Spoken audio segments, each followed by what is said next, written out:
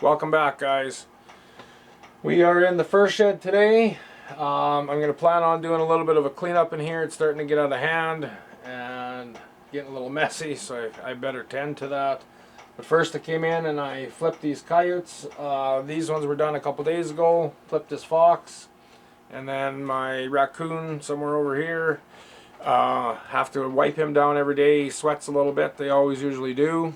There's a couple spots where I missed a little bit of fat, so it's going to sweat a little more. So always got to wipe them down just until they're kind of done sweating, I guess. But this video is going to be about a fleshing beam. I had a young guy question me and ask me about my fleshing beam and what it looks like and stuff. So basically kind of going to go over it, I guess. There's nothing really to it. It's nothing special, nothing fancy. But he wanted to see it, so I thought I'd make the video just so he has an idea of what I'm using, I guess. So that's what this video is going to be about. Stay tuned, guys.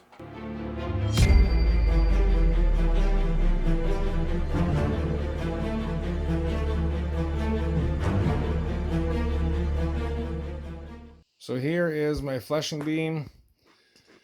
There's my stand. It's pretty straightforward, pretty damn simple. This one I use the most. It's a PVC beam. So I built that one out of, I want to say it's a 14-inch pipe. I tried to build one out of an 8-inch pipe, but it was too sharp. So I had to go to 14-inch to get my curve. What I mean by that is, you see how my knife sits on there? I get roughly about an inch, give or take, that's touching the beam. So once you put a pelt on there, you're going to gain that inch plus not quite another inch. And when you start pushing 2 inches of fat, that's actually quite a bit, especially on those big male coyotes. So this beam, I think, is about 6 inches wide, roughly. And I've got a wood beam that I just set up here just to kind of show you guys. So you can see how much more that knife bites. This beam is definitely set up nicer for the knife. You want to try and match your knife to your beam. That's the trick to this. And this beam works real good. Other than, for me, I have trouble with big male coyotes, but you can see how much it's biting. So when you get a pelt on here, you're biting that whole width of that beam. And it works excellent, except for them big males, because you're grabbing so much, I can't push it. It's just too hard. Where on this one, I have a lot less bite, but I can work on the coyotes a little bit better. Like on those big ones, I can work on them a little better, push a little harder.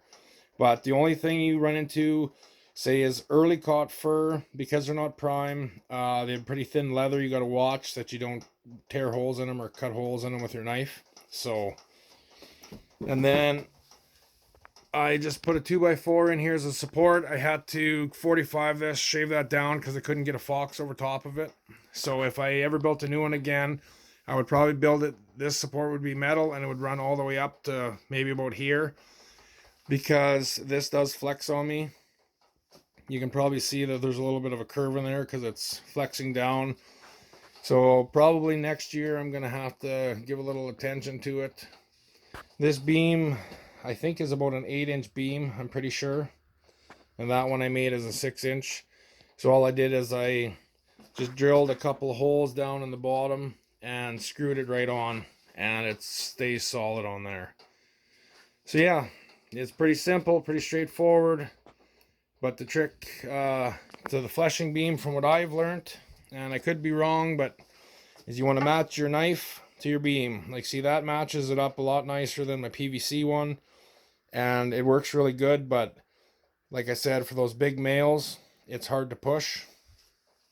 So, and the other thing I did is, you can see how high the top of that beam is. I have it coming above my stomach, kind of into the bottom of my chest. And the reason for that is I got a little bit of a bad back, so I don't want to be bent over all day fleshing. I'd rather push with my arms and my shoulders than be bent over pushing with my back. So this way it makes it a little bit easier fleshing coyotes and stuff. It's not so hard on a guy, because I had one a couple years back where it was probably 8 inches lower than that, and I always got a stiff back from it. So I ended up making it higher. And since then, I've had no trouble, but that's just me. So, but yeah, pretty straightforward, pretty simple. Okay, hopefully that helps.